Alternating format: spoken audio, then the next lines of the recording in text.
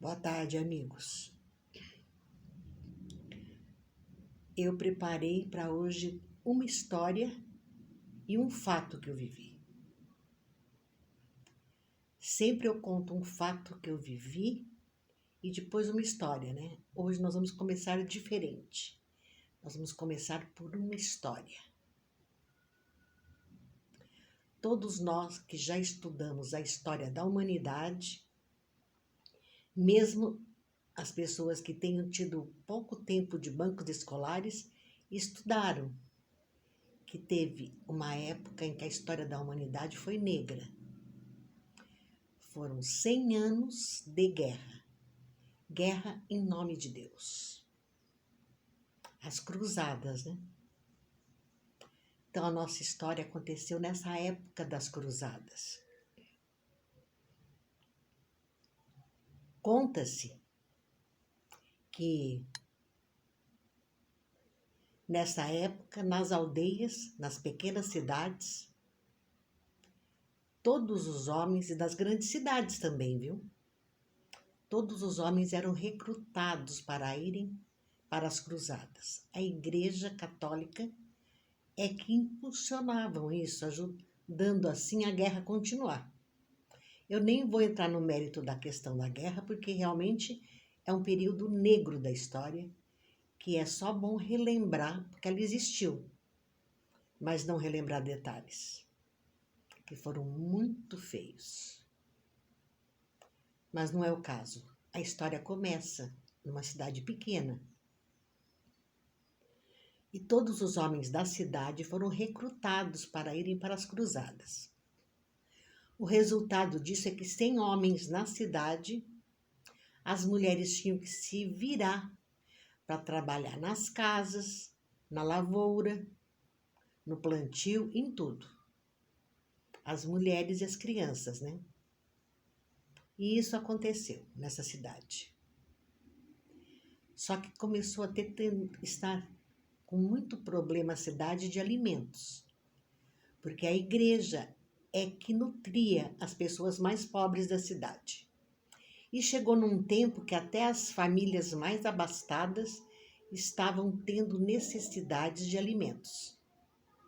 Porque como não estavam tendo empregados fazendo trabalho para elas, os maridos não estando à frente dos negócios, então todos estavam passando dificuldade. E a igreja da cidade é que dava esse suporte. Na igreja tinha um mosteiro de beneditinos. Era um mosteiro muito antigo. E os padres, preocupados com a situação da cidade, se reuniram e falaram entre si, né? Como é que nós vamos resolver? Porque os nossos estoques de alimentos estão acabando. A gente não vai conseguir manter a cidade toda, apesar de pequena a cidade, o que eles tinham não era o suficiente.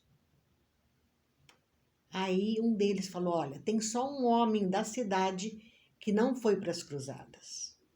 Os padres tinham controle sobre tudo isso. Aí um deles pergunta, quem é?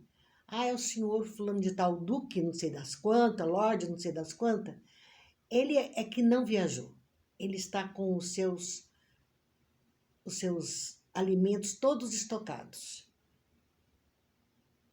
E ele tem alimento para a cidade inteira, porque nós conhecemos bem o poder dele.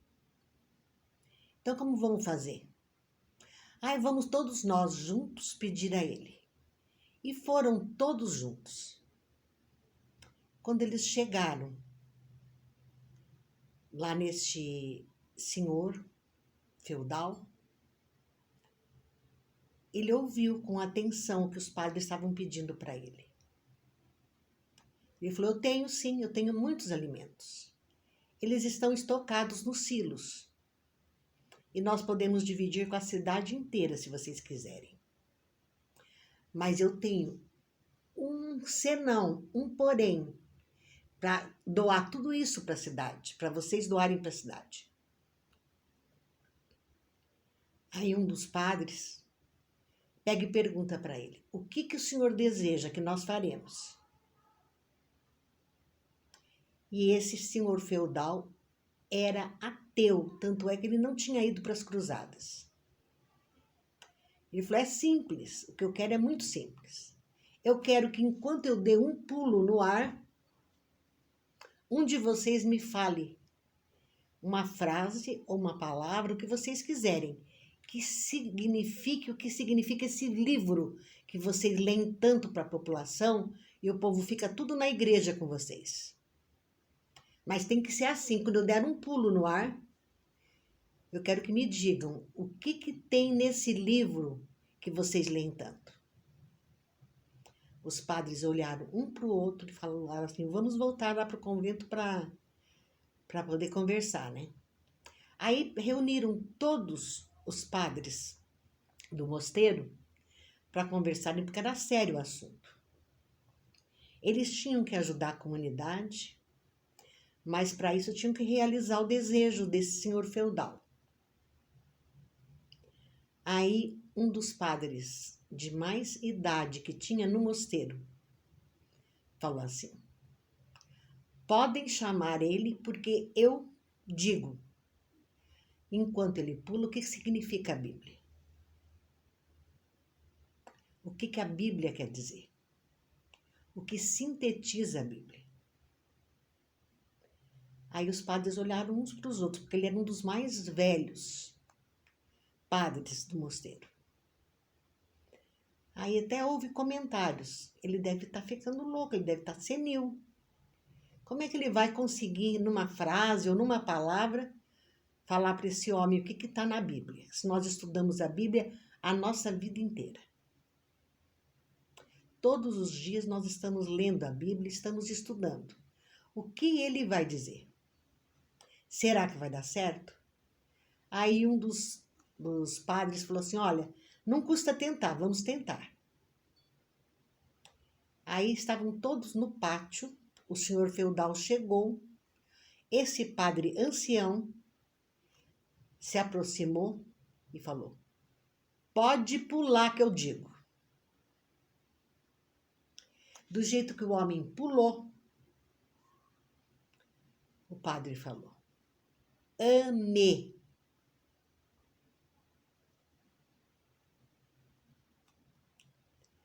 Então, meus amigos, é isso que a Bíblia e tantos outros livros que falam sobre Deus, sobre o nosso Mestre Jesus, nos convidam. Nos convidam a amar. Jesus sintetizou bem. Amar a Deus sobre todas as coisas e ao próximo como a ti mesmo. Isso daí eu só quero complementar com uma coisa. Eu sou espírita e todo mundo sabe. Muitos pensam que no espiritismo, nas obras de Kardec, nós não estudamos a Bíblia. Lê do engano, viu? Estudamos sim. Todas as obras de Kardec têm apontamentos dizendo capítulos e versículos da Bíblia. Mesmo porque Kardec, ele foi um pedagogo. E ele estudava muito, e ele tinha origem católica. Uma hora eu vou contar a história de vocês, dele para vocês. Hoje não é o momento. Então, nós espíritas estudamos a Bíblia, sim. O Antigo Testamento e o Novo Testamento nos convidam a amar. O telefone tá tocando, mas vai tocar sozinho, porque eu não vou lá não, viu? Porque eu quero continuar a história para vocês.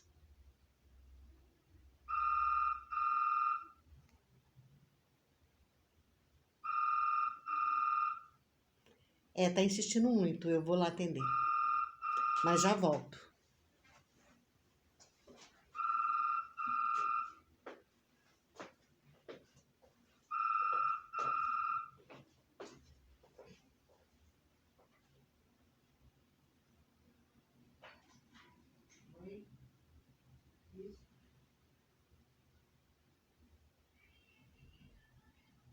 Fala para ela que só daqui uns 40 minutos eu posso atender, agora eu não posso.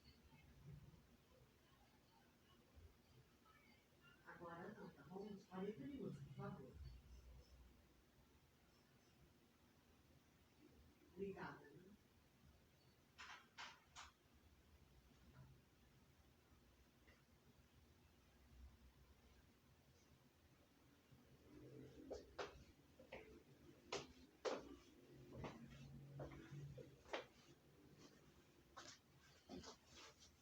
Desculpa, amigos. Acontecem imprevistos, né?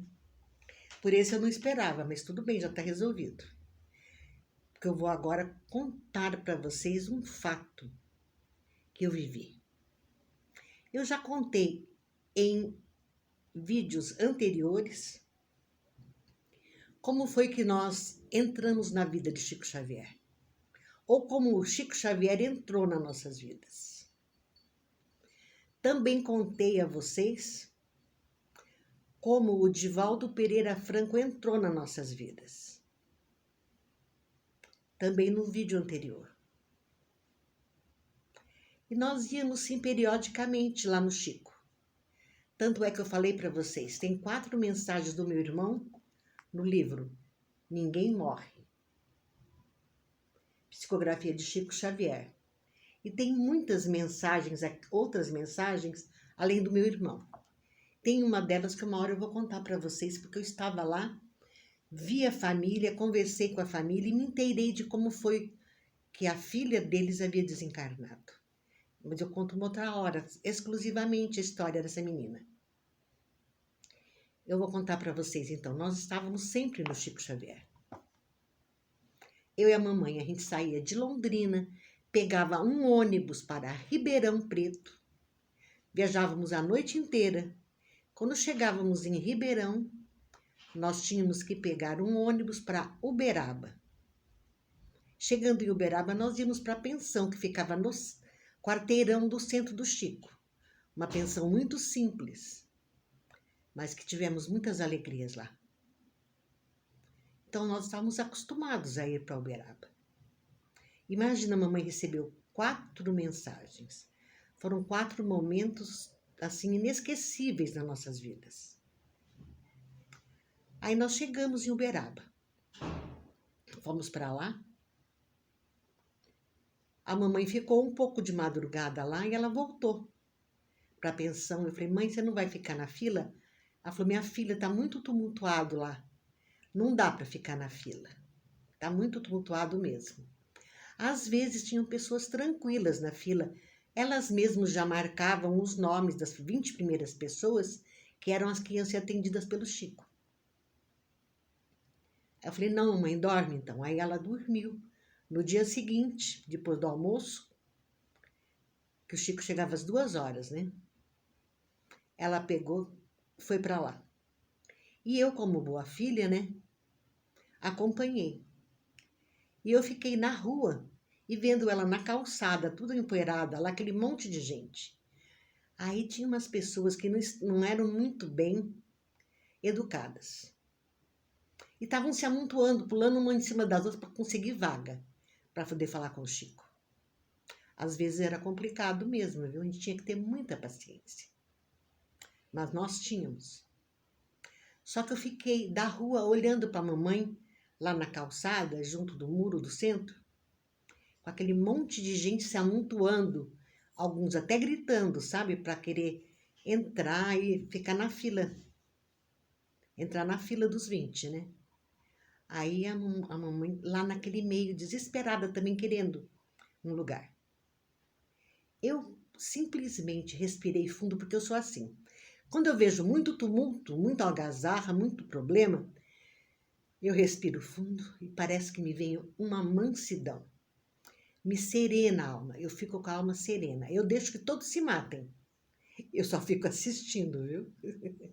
E não me intrometo. Aí eu fui até a mamãe e falei, mamãe, vem aqui, sai daí. Vamos lá para a pensão, vamos lá descansar à noite, a gente assiste os trabalhos do Chico. Ah, minha filha, mas eu não consegui. Falei, então eu vou dizer uma coisa para a senhora. Eu tenho certeza que o meu irmão não iria gostar de ver a senhora nesse tumulto aí, nessa algazarra que está aí. Então eu tenho certeza que meu irmão não ia gostar disso. Vamos para lá, vamos lá almoçar, descansar, jantar, depois a gente vem para os trabalhos. E fizemos isso. Voltamos à noite para assistir os trabalhos no Chico. Aquele dia estava realmente tumultuado. Quando a gente não conseguia entrar dentro do centro, que era muito difícil mesmo, só os primeiros que entravam, porque é muito pequeno o centro lá. O Centro Espírita da Prece, né, do Chico Xavier. Aí nós ficamos pro lado de fora. A mamãe arranjou um lugarzinho lá na porta e ficou na porta ali, meio amontoadinha ali, com aquelas pessoas que estavam na porta.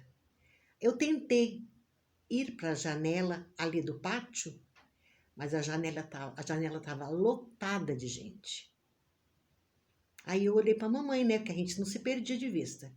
Eu olhei para a mamãe e a mamãe me olhou e fez um olhar para mim que eu entendi. A gente se entendia pelo olhar, eu e minha mãe. Aí eu entendi, olhei para dentro do centro. Quando eu olho, quem que estava na mesa do Chico? Divaldo Pereira Franco. Eu não tive dúvida, nós não conversamos, não falamos nada, eu e a mamãe. Eu não tive dúvida, eu fui até a mesa onde vendia os livros e pedi um pedaço de papel e uma caneta. Sabe que tamanho de pedaço de papel que eles me deram? Cortaram uma aba de um envelope branco e me deram. Era um pedacinho de papel de mais ou menos 10 centímetros. Eu peguei, escrevi no papelzinho. Divaldo, a mãe do Osmarzinho está presente no público, com o público. E dei a volta pela outra janela que ficava do outro lado do centro, que estava mais tumultuada ainda.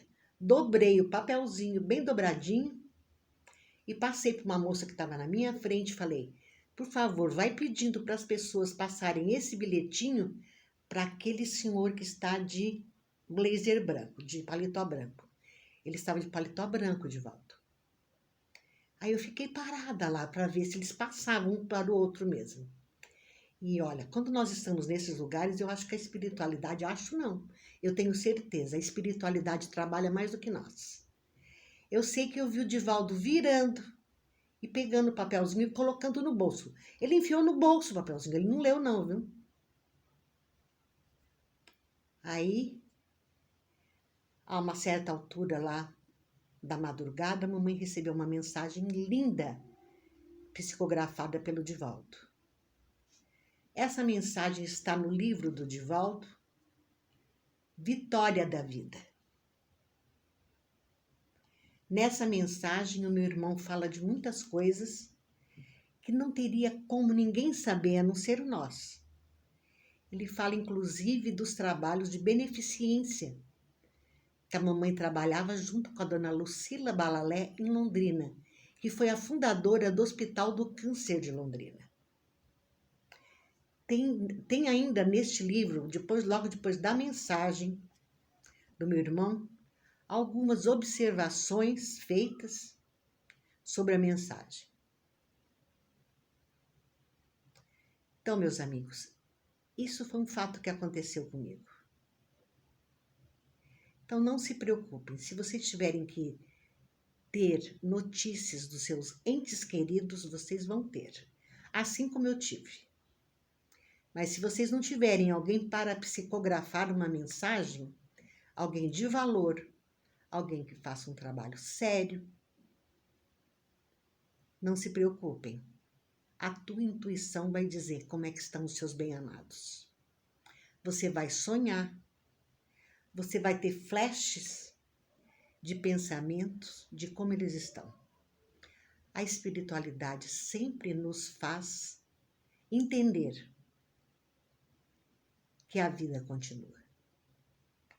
Essa é a nossa mensagem de hoje.